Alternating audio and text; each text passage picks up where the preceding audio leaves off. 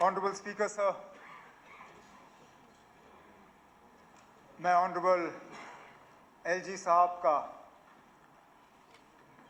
जो 3 तारीख को हाउस के सामने उन्होंने खुतबा पेश किया, उसके लिए उनका शुक्रिया करने के लिए खड़ा हूँ।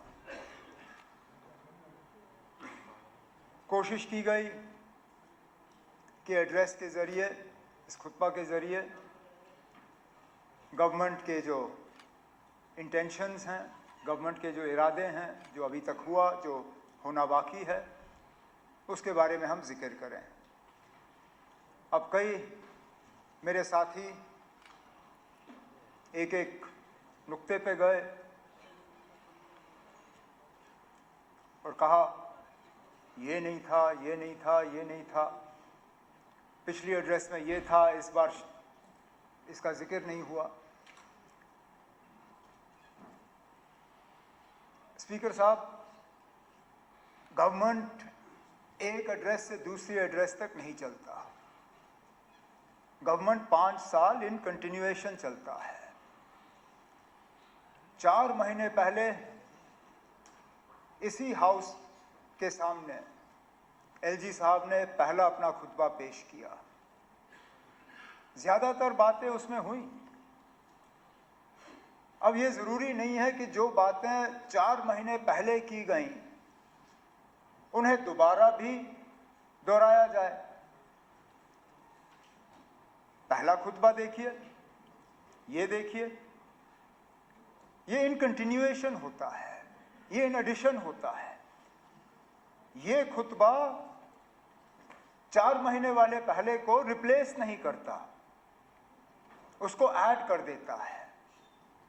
तो मेरे वो साथी जो ये तासुर शायद पैदा कराने की कोशिश कर रहे हैं, जनाब हम कुछ चीज़ों पे अचानक खामोश हो गए, हमने कुछ चीज़ों का जिक्र नहीं किया, शायद 4 महीने पहले किया था लेकिन अब नहीं किया क्योंकि अब किसी ने कहा ये कोई प्रेम पत्र है।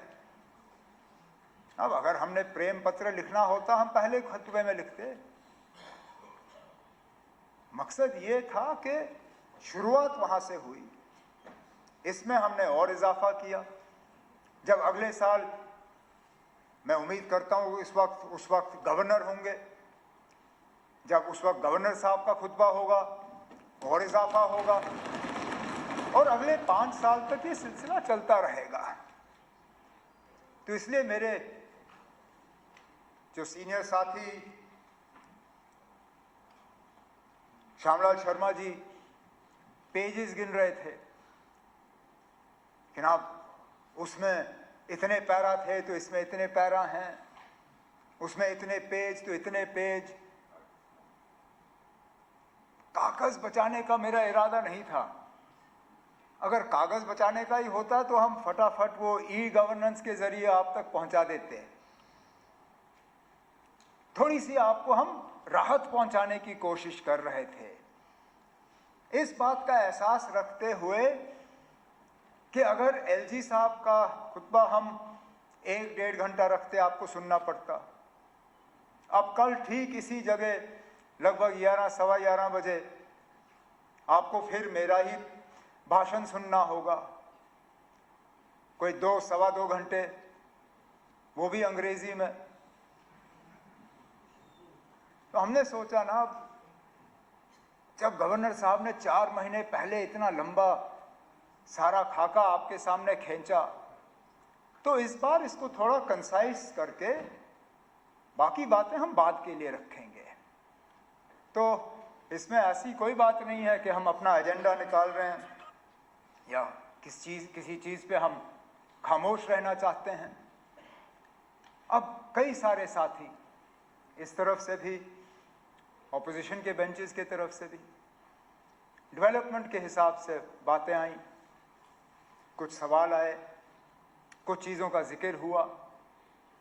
अब मैं दोबारा ये बात दोहराऊंगा कि इस बात का एहसास रखते हुए कि कल उन्हीं चीज़ों पे बजट के दौरान मुझे बात करनी होगी, उसके ठीक बाद ग्रांट्स पे सिलसिला शुरू होगा, उस पे भी बहस होगी। मैं हाउस का वक्त नहीं लेना चाहूँगा, और एक एक डेवलपमेंट की चीज़ को जो है यहाँ पे बात करें। कल बजट के सिलसिले में शुरू हो ही जाएगा और आने वाले कुछ दिनों पे हर इशू जो यहाँ ऑनरेबल मेंबर ने टच किया, हर महकमे को लेके, उन पे हम जो है अपना जवाब दे देंगे।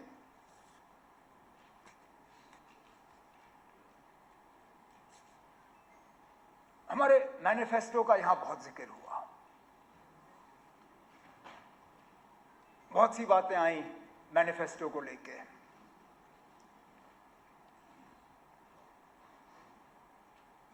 हमने सोच समझ के वो डॉक्यूमेंट तैयार किया।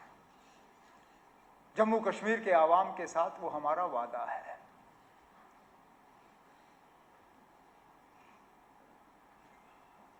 हमने जब ये मैनिफेस्टो लोगों के सामने रखा, हमने उन्हें ये कहा कि हम आपसे 5 साल का मौका मांग रहे हैं।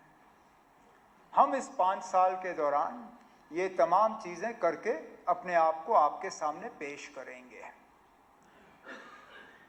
मैं आज इस हाउस में जम्मू कश्मीर के लोगों को यकीन दिलाना चाहता हूं कि जो बातें A to Z, जो बातें हमने अपने मैनिफेस्टो में की हैं, हम इन आने वाले 5 साल में उन बातों पे कायम रह के उनको पूरा करेंगे। उनमें जो कैदियों के हवाले से बात हुई,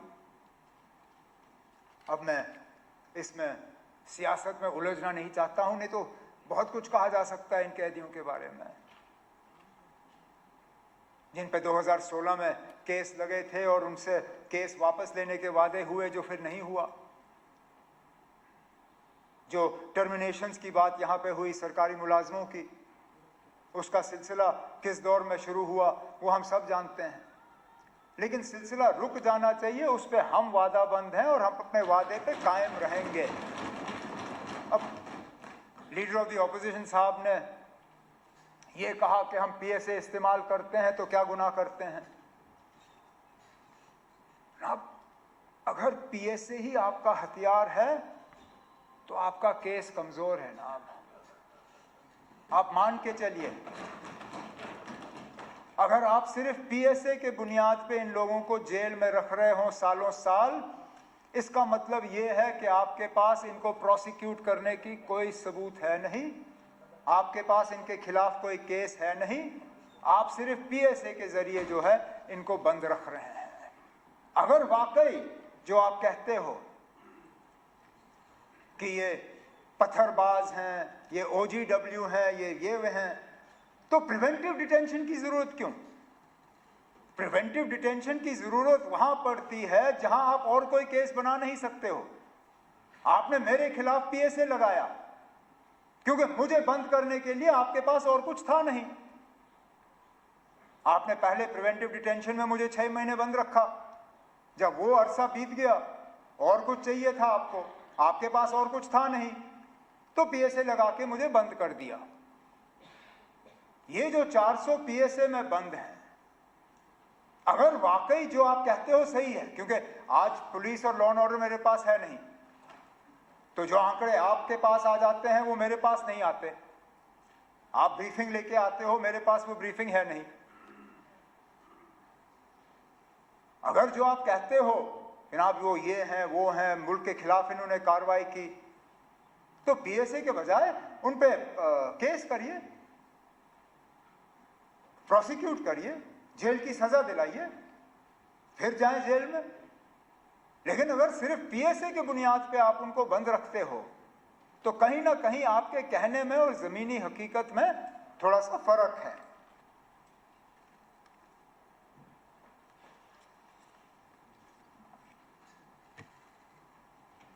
$370 के हवाले से बहुत बात हुई। मैं फिर honourable leader of the opposition की तकरीर के हवाले से ही बात करूंगा। कहा कि 370 को लेके हम हाउस का टाइम ज़ाया करते हैं, लेकिन जितना हमने 370 पे बात की उससे ज़्यादा तो शायद उस तरफ से बात आई। हर तकरीर में 370 को हटाने की जस्टिफिकेशन वहाँ से आई। आप खुद ऐसे काम गिन रहे थे, मैं थोड़ी देर के लिए मैं दीवारों के आसपास देख रहा था कि कहीं ऐसा ना हो कि मैं पार्लियामेंट शिफ्ट कर गया, क्योंकि आपकी तकरीर तो ऐसा लग रहा था जैसे आप प्रेसिडेंट्स एड्रेस पे अपनी तकरीर कर रहे हैं बजाय लेफ्टिनेंट गवर्नर्स एड्रेस पे।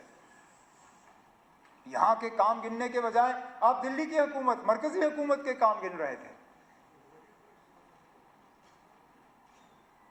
आपने बड़े बड़े प्रोजेक्ट्स के हवाले से बात की, कोई रिंग रोड, कोई ये रोड, कोई वो रोड, कोई ये। मैं आपसे सिर्फ एक सवाल पूछता हूं ना, आप मुझे ये बताइए, इनमें से कौन से ऐसे काम हैं जो बिना 370 हटाए नहीं मुमकिन होते? बताएं, क्योंकि आज तक मुझे इस सवाल का जवाब नहीं मिला है। आप जो काम गिनते हो, IIT, IIM, AIIMS, ring road, ये बाकी चीजें, इनमें से ज्यादातर वो काम हैं जो 2019 से पहले शुरू हुए, लेकिन मैं उस झगड़े में पड़ूंगा ही नहीं। पूछता हूं ना, मुझे बताइए वो कौन सा ऐसा डेवलपमेंट रिलेटेड काम हुआ है जो 370 हटने से पहले मुमकिन नहीं था? डेवलपमेंट के लिहाज से कौन सी बेहतरी आई? अब चलिए, आज आप कहेंगे आपको इस पे जवाब देने का मौका नहीं मिला, चलिए बजट में जब आप तकरीर करेंगे, कम से कम उस वक्त मुझे बताइए ना, कोई ऐसा एक प्रोजेक्ट बताइए मुझे जो बिना 370 हटाए हुए यहां मुमकिन नहीं होता। मैं भी अपनी जगह समझ जाऊं कि ना वाकई शायद कोई बहुत बेहतरी या तरक्की आई है।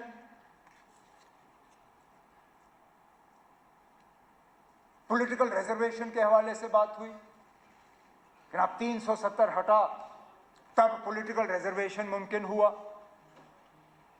अब पॉलिटिकल रिजर्वेशन करके आपने क्या फायदा दिया इस कौम को? आप मेरे जो हमारे गुजर यहाँ पे कम्युनिटी से ताल्लुक रखते हुए एमएलएज हैं, उनके तरफ इशारा करके कहा कि ना हमने आपको बहुत बड़ा फायदा दिया जो पॉलिटिकल रिजर्वेशन दिया आपको। अरे इनकी तादाद गिनिए ना, आज कितने हैं? 6 हैं। आपके रिजर्वेशन देने से पहले कितने थे ना? जरा पूछिए इनसे। 9 थे। नहीं ना, आज 9 नहीं है।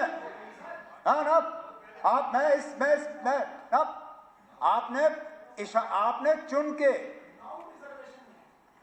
आपने चुन के गुजर कम्युनिटी को कहा यार, आप थे ना, आपने इनको कहा, आपने अब आप अपनी बात को दूसरे अंदाज में पेश करेंगे, लेकिन मैं हाउस में मौजूद था। आप थे ना, आप बैठिए ना, आप बैठे। आपने उस वक्त हमारे तरफ उंगली करके ये कहा कि इन लोगों ने आपको, मतलब गुजरों को, एसटी का दर्जा देने के बाद भी पॉलिटिकल रिजर्वेशन नहीं दी। ये कहा आपने ये नहीं कहा कि हमने 9 सीटें पॉलिटिकल रिजर्वेशन दी। आपने गुजर कम्युनिटी को कहा कि आप लोगों को एसटी का दर्जा मिला था, लेकिन इन लोगों ने आपको पॉलिटिकल रिजर्वेशन नहीं दी। उसके बुनियाद पे मैं आपसे पूछता हूं ना, आपके पॉलिटिकल रिजर्वेशन देके आपने फायदा क्या दिया? उस वक्त 9 थे, अब 6 हैं। अब आप कहोगे पहाड़ियों की आबादी बढ़ गई, यहां तादाद बढ़ गई, लेकिन इसमें से 2 तो मेरे साथी ऐसे हैं जो ओपन सीटों में जीत के आ गए, तो कोई ऐसा तूफान नहीं।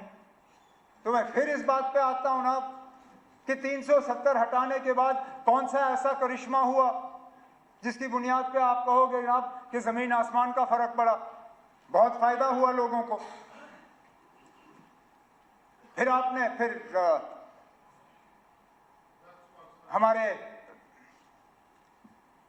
हमारे साथी शक्ति परिहार साहब ने अपनी तकरीर में शुरू में ही कहा कि 370 जो है वो जम्मू कश्मीर में करप्शन, नेपोटिज्म और एक और अंग्रेजी अल्फाज इस्तेमाल किया जो मुझे याद नहीं है, टेररिज्म।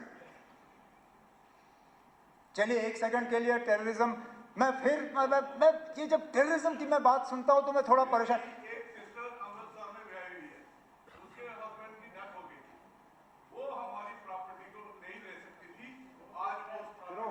मैं आ रहा हूं उस बात पे। मैं उस बात पे भी आ जाऊंगा, मैं उस बात पे भी आ जाऊंगा। टेररिज्म, अभी तक तो लीडर ऑफ द ऑपोजिशन साहब कह रहे थे कि यहां पे टेररिज्म के लिए पाकिस्तान कसूरवार है, इसलिए हम पाकिस्तान से बात नहीं करेंगे। लेकिन शक्ति परिहार साहब कहते हैं कि टेररिज्म यहां पे 370 की बदौलत है। अब खुदारा मुझे बताइए ना, टेररिज्म 370 की बदौलत है या पाकिस्तान की बदौलत? अगर टेररिज्म 370 की बदौलत है तो फिर पाकिस्तान से बातचीत के लिए आपको एतराज क्यों? और अगर पाकिस्तान कसूरवार है 370 के लिए, टेररिज्म के लिए, तो फिर 370 को इसके लिए दोषी क्यों ठहराते हो? और 370 को हटाने के बाद जो बिलखसूस जम्मू में टेररिज्म बढ़ी, उसके लिए कौन कसूरवार? जिन इलाकों को मैं दावे से कहता हूं हमने अपनी हुकूमत, कांग्रेस नेशनल कॉन्फ्रेंस की हुकूमत जिसमें सलातिया साहब और श्यामलाल शर्मा साहब मेरे साथ मंत्री थे, इतना बड़ा जम्मू का हिस्सा हमने पूरा जी टेररिज्म से मुक्त किया था। पूछिए इनसे, कम से कम इस बात पर तो ये इनकार नहीं कर सकेंगे। कब हुए जम्मू शहर में हमले जब हम मंत्री थे? कब हुए रियासी में हमले जब हम मंत्री थे? कब हुए यात्रियों पे हमले जब हम मंत्री थे? कब हुए रजौरी बाजार में हमले जब हम मंत्री थे? नहीं हुए। मैं कितने मैं गिनना नहीं चाहता हूं, नहीं तो गिनने की, अगर मैं गिनना शुरू कर गया तो फिर कोई एंड नहीं होगा इसका। लेकिन मेरा कहने का मतलब यह है ना, अगर अकेले 370 ही जम्मू कश्मीर में टेररिज्म के लिए जो है कसूरवार है, तो हटाने के बाद बंद हो जाना चाहिए था। नहीं हुआ ना, तो इसमें भी फेल, इसमें भी फेल। फिर नेपोटिज्म की तो मैं बात करूंगा ही नहीं, क्योंकि उसमें कोई पार्टी जो है वो कहते हैं ना हमाम में सब नंगे, ना हम नेपोटिज्म की बात कर सकते ना आप, तो छोड़ दीजिए उसको। अब करप्शन की हम बात करें, 370 करप्शन के लिए जो है जिम्मेदार था, और हटने के बाद अब करप्शन है नहीं। जल जीवन मिशन पे सबसे ज्यादा शोर किसने किया ना? सबसे ज्यादा शोर जल जीवन मिशन पे किसने किया? क्या कहा? जुगाड़ जीवन मिशन? हाँ, जुगाड़ू जीवन मिशन, जल जुगाड़ मिशन, कुछ ऐसा ही कहा। ये मेरे अल्फाज नहीं है, उस तरफ से आए। हम एज मिनिस्टर, अब शायद कहना नहीं चाहिए, लेकिन हम आपस में बैठ के ये बात करते हैं कि अगर क्वेश्चन आवर में पहले 2 सवाल जो हैं वो जल जीवन मिशन के हों, हमारा काम आसान हो जाता है, क्योंकि 40-45 मिनट तो इसी बेचारे जावेद राणा साहब के ही निकल जाते हैं। क्योंकि आप में से कोई ऐसा नहीं है जो जल जीवन मिशन को लेके परेशान नहीं या शिकायत नहीं करता। एक चलिए, माइनिंग पे करप्शन पे इल्जाम आपने लगाए, हमने नहीं। हमने तो इसका कभी जिक्र ही नहीं किया। इस सेशन से पहले जल जीवन मिशन के बारे में शिकायतों का आपने हमसे तो सुना नहीं होगा। जमीनों के मामलों में करप्शन की बात, मिस गवर्नेंस की बात, कन्वर्जन ऑफ लैंड यूज, वो हमारी बदौलत नहीं, वो सब पोस्ट 370 आया, जिसकी बात श्यामलाल शर्मा साहब ने क्वेश्चन आवर के दौरान इतने जोरों शोर से किया। वो सारा कानून तो 370 हटने के बाद आया। तो फिर मैं पूछता हूं ना, क्या बेहतरी आई? करप्शन भी नहीं रुका, मिस गवर्नेंस भी नहीं रुका। अब ठीक है, आप कहते हो कभी नहीं आएगा, हम कहते हैं हम वापस लाएंगे। वो कहते हैं उम्मीद पे दुनिया कायम है। ठीक है ना, हम अपनी उम्मीद की दुनिया में रहेंगे, आप अपनी दुनिया में रहो, देखते हैं कौन सही निकलता है। लेकिन ये मुझे मत कहिए ना कि अब सुप्रीम कोर्ट का मोहर लग गया है। मैं वकालत नहीं जानता हूं, शायद मुझे नहीं मालूम अगर आपने वकालत की होगी या नहीं, लेकिन आपके आसपास काफी मतलब अच्छे हट्टे कट्टे वकील बैठे हैं ना। ये भी जानते हैं ना कि अदालत का फैसला दूसरी अदालत में टाला जा सकता है या बदलाया जा सकता है। सुप्रीम कोर्ट में 3 जज का बेंच जो है 5 जज का बेंच बदला सकता है, 5 जज का बेंच 7 जज का बेंच बदला सकता है। जब तक पूरा बेंच नहीं बैठता तब तक फैसले बदलाए जा सकते हैं। अब क्या इस तरह के हालात मुल्क में पैदा होंगे या नहीं होंगे, आप कैसे कह सकते हो ना? ठीक है ना, अब आपके पास कौन सी ऐसी जादू की छड़ी है कि आप कह सकते हो कि इस तरह के हालात कभी मुल्क में बनेंगे नहीं? मैं तो ये दावा कर नहीं सकता हूं। ये दावा लोग करते जब बीजेपी के 2 एमपी थे राजीव गांधी साहब के वक्त में। उस वक्त कभी सोचा जा सकता था कि मुल्क में इस तरह के हालात होंगे, लेकिन बन गए। क्या पता ना अब आगे क्या होगा। हम फिलहाल इस पे बात करते रहेंगे, वो हमारा हक है।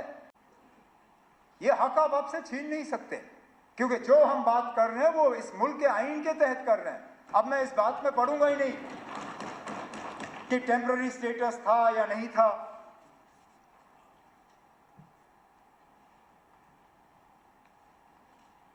लीडर ऑफ द ऑपोजिशन साहब ने महाराजा साहब के हवाले से कहा कि हम बार बार उनका इंसल्ट करते हैं, अपमान करते हैं। हमारे तरफ से तो कभी नहीं हुआ। एक जगह बताइए ना आप जहां पे महाराजा साहब की लेगेसी को हमने कहीं जख्म पहुंचाया हो, कहीं नाम बदलाया हो, बताए ना कहीं पर भी। मेरी हुकूमत में, कांग्रेस की हुकूमत में, मेरे वालिद साहब की हुकूमत में, जब पीडीपी और कांग्रेस की हुकूमत थी तब, बताए ना आप कहीं पे हमने नाम बदले? प्रताप सिंह पार्क आज भी प्रताप सिंह पार्क, एसएमजीएस अस्पताल आज भी एसएमजीएस अस्पताल, एसएमएचएस अस्पताल आज भी एसएमएचएस अस्पताल। कहीं सड़कों का नाम नहीं, कहीं पे भी नहीं। लेकिन मुझे बताइए ना आप, महाराजा साहब के जो अगर हम विरासत देखें तो 2 सबसे बड़ी चीजें क्या थी? एक जम्मू कश्मीर रियासत, वही देगा ना हमें विरासत में। ये रियासत बना के उस रियासत का आपने क्या हाल किया ना? बताए ना आप, ये कहने की बात है। ये छोड़िए ना, छोड़िए। और वो दिल्ली ने किया ना, वो आपने नहीं किया, वो मरकज की हुकूमत ने किया ना। वो क्या हुआ? विरासत मैं विरासत की बात कर रहा हूं ना। अब महाराजा बहादुर ने विरासत में जम्मू कश्मीर का एक नक्शा आपको दिया। चलिए, एक हिस्सा पाकिस्तान के पास में, उस पर भी आज फॉरेन मिनिस्टर साहब ने कहा कि हम वापस लेके आएंगे। किसने रोका? मुझे बताइए ना, किसने रोका? हमने कभी कहा कि मत लाओ? कभी कहा? हम कहते हैं अगर लाना है तो लाइए। अच्छा, यहां पे तकरीरों में कांग्रेस को आड़े हाथों लिया गया। आपने हाजी पीर छोड़ा, आपने ये छोड़ा, आपने वो छोड़ा।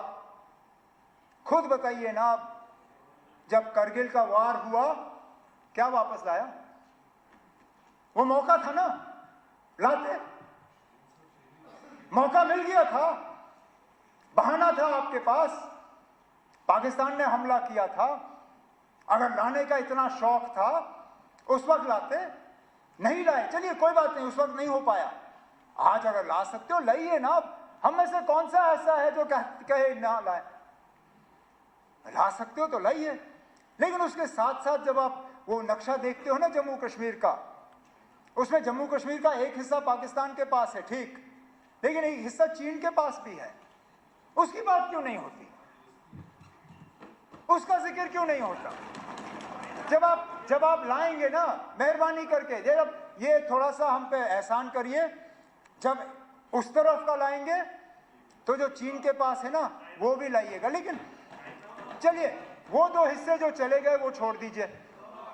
जो महाराजा साहब ने जम्मू कश्मीर का नक्शा बनाया था उसके भी आपने 2 हिस्से किए, लद्दाख को अलग किया। अब आप कहते हो लद्दाख के लोग ये चाहते थे, कभी पूछा आपने उनसे? कभी मालूम करने की कोशिश की? पहले दिन से करगिल के लोग इस फैसले के साथ नहीं थे, ठीक? आज अक्सर बेशतर लद्दाख की आबादी जो है, बौद्ध आबादी, वो भी इस फैसले के साथ नहीं है। आज जिन लोगों ने 5 अगस्त 2019 को मिठाइयां बांटी थी, आज वो भी कहते हैं कि शायद इससे बेहतर तो हमारी हालत जम्मू कश्मीर के साथ ही बेहतर थी। तो पैदल आए लेह से दिल्ली अपने हकूक हासिल करने के लिए, तो वो विरासत का जो हमें मिला था वो भी नहीं रहा। और विरासत में महाराजा साहब क्या छोड़ गए हमारे लिए? स्टेट सब्जेक्ट लॉज, कि हमारी जमीन हमारी, हमारी नौकरियां हमारी। कहां है वो लॉज ना? कहां है वो कानून? आज आपकी जमीन पे आपका क्या हक है ना? कोई भी आके ले लेगा। आज आपकी नौकरियों पे क्या हक है आपका? इससे अच्छा तो हिमाचल का हाल है। हिमाचल में फैक्ट्री लगती है तो वहां कानूनन 70% जो है मुलाजिम हिमाचल के होने हैं। वहां अगर होटल लगता है तो 70% मुलाजिम हिमाचल के होते हैं। आप बताइए ना कौन सा ऐसा कानून यहां पे है? तो जब महाराजा साहब का नक्शा आपने नहीं रखा, जब महाराजा साहब का स्टेट सब्जेक्ट का कानून आपने नहीं रखा, तो हमने अपमान किया या आपने किया?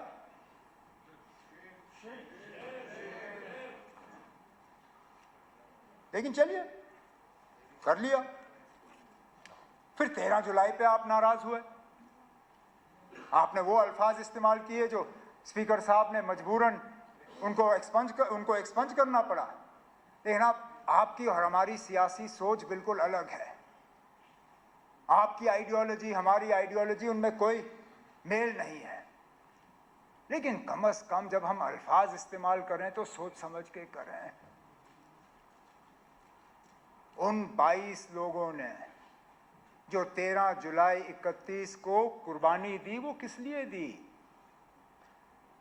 एक आवाज हासिल करने के लिए, कुछ हकूक हासिल करने के लिए। और अगर उनका वो करना गलत होता, महाराजा साहब ने उनकी कुर्बानी के बाद जो कदम उठाए, क्यों उठाए? जो ग्लैंसी कमेटी बिठाई गई, जो जस्टिस दलाल कमीशन बिठाया गया, क्यों बिठाए गए? जो उस कमीशन के बाद इलेक्शन का अनाउंसमेंट हुआ, जो इलेक्शन करके प्रजा सभा बनी, वो प्रजा सभा आखिर में जम्मू कश्मीर की असेंबली बनी। अरे नाब, जिन कुर्बानियों के बुनियाद पे ये असेंबली कायम हुई, उनके बारे में भी हम इज्जत से 2 शब्द इस्तेमाल नहीं कर सकते। उनकी सिर्फ इतनी खता है कि वो मुसलमान थे, इतनी खता, ये मानिए आप। क्योंकि बाकी मुल्क में जहां शख्सी राज के खिलाफ आवाज उठी, वहां पे किसी ने उनको गद्दार नहीं कहा। लेकिन यहां पे क्योंकि वो मुसलमान थे और जमहूरियत के लिए लड़ रहे थे, हमारे मुंह से उनके बारे में इस तरह के अल्फाज कितनी आसानी से निकलते हैं। अब मैं बाकी इतिहास हिस्ट्री में नहीं जाऊंगा, क्योंकि मैंने तारिगामी साहब की तकरीर के बाद उनको एक पर्ची भेजी। मैंने कहा ना, आपने तो मेरी आधी तकरीर मुझसे ले ली, जो आपने पूरा हिस्ट्री का हमें यहाँ पे सुना दिया, तो मैं उसी को अपनी तकरीर समझ के तारिगामी साहब की बात जो है उसको ओन करता हूँ।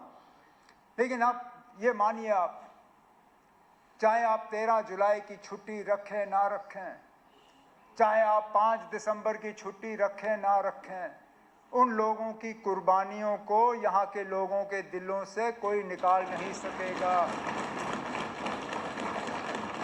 आपको क्या लगता है ना, 5 दिसंबर की छुट्टी हटा के शेर कश्मीर का जो जो जो उनकी कद है वो कम होगी? अरे जनाब, अगर आपने हमसे पूछा होता, मैं अपनी मर्जी से वो छुट्टी छोड़ देता।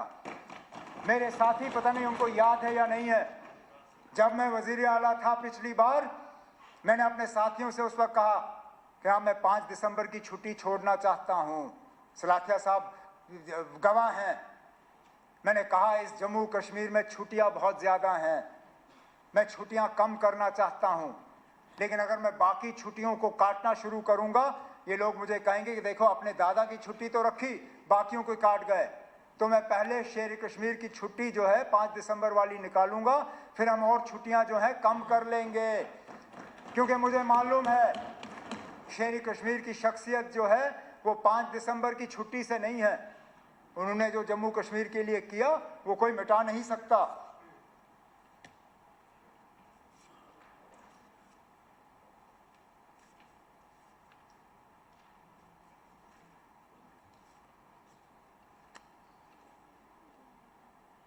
स्टेटहुड का रेजोल्यूशन, हमारे एक साथी ने पूछा, नहीं, मैं उस पर आ रहा हूं कि वो असेंबली में क्यों नहीं आया, कैबिनेट में क्यों?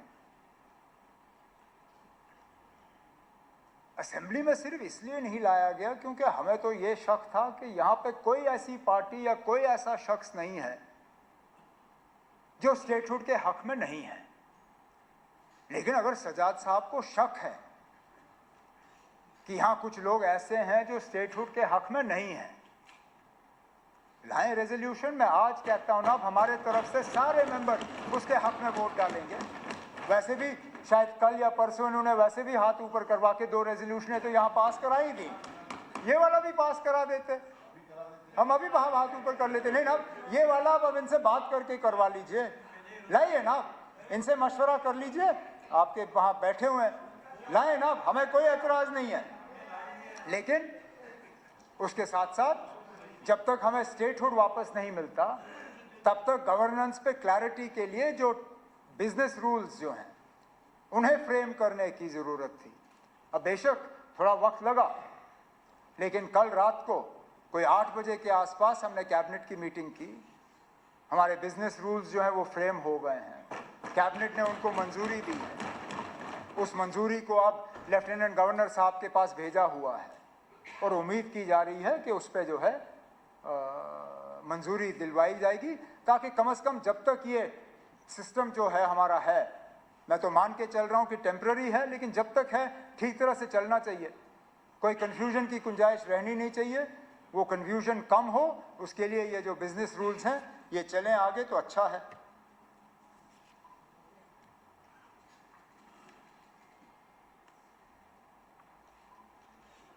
क्योंकि इसी में हमारी डिग्निटी और जो रिस्पेक्ट ऑफ द इंस्टीट्यूशन, जिसके हवाले से श्यामलाल शर्मा जी ने सुबह भी बात की, अपनी तकरीर में भी कहा, आधा तो हमारी डिग्निटी तो इस स्टेटहुड के जाने से ही चली गई ना। इससे पहले जब एमएलए थे, वारंट ऑफ प्रेसिडेंस में आपका क्या नंबर था ना? आज क्या नंबर है? हाँ, आज क्या है? आज पता नहीं हम कहीं खाते में है भी या नहीं। मेरा नंबर एज चीफ मिनिस्टर, जब मैं इससे पहले यहाँ खड़ा था, मैं यूनियन कैबिनेट मिनिस्टर के बराबर था। अपनी रियासत में तो यूनियन कैबिनेट मिनिस्टर से भी ऊपर। आज तो पता नहीं मैं एमओएस के नीचे कहीं घूम रहा हूं। तो dignity end of the institution और ये सारा, ये भी इसमें जुड़ा हुआ है। तभी तो हम लड़ रहे हैं ना। अब ये स्टेटहुड की लड़ाई हम अपने लिए नहीं लड़ रहे हैं, ये मेरी अपनी लड़ाई नहीं है, ये जम्मू कश्मीर के फायदे के लिए लड़ाई है। क्योंकि जो चीजें हम करना चाहते हैं उनमें से कई सारी ऐसी चीजें हैं जिनको अमली जामा हम तब पहना पाएंगे, जिन चीजों को वापस लेने की जरूरत है, जिन चीजों को बदलने की जरूरत है,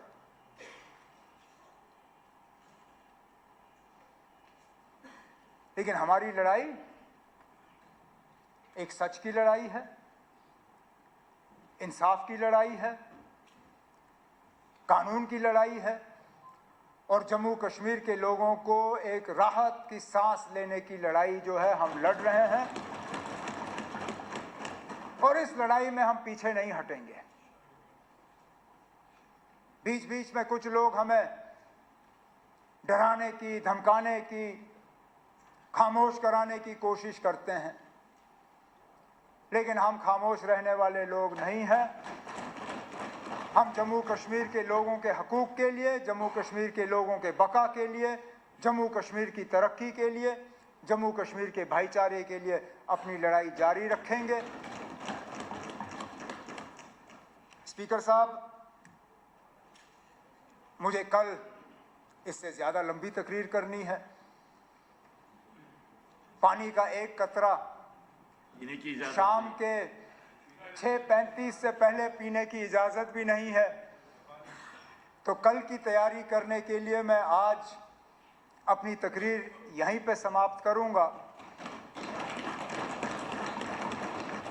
एलजी साहब को उनके खुतबे के लिए मैं अपनी तरफ से शुक्रिया करता हूं और उम्मीद करता हूं कि हाउस के तरफ से एलजी साहब का शुक्रिया होगा। बहुत बहुत शुक्रिया। Thank you very much.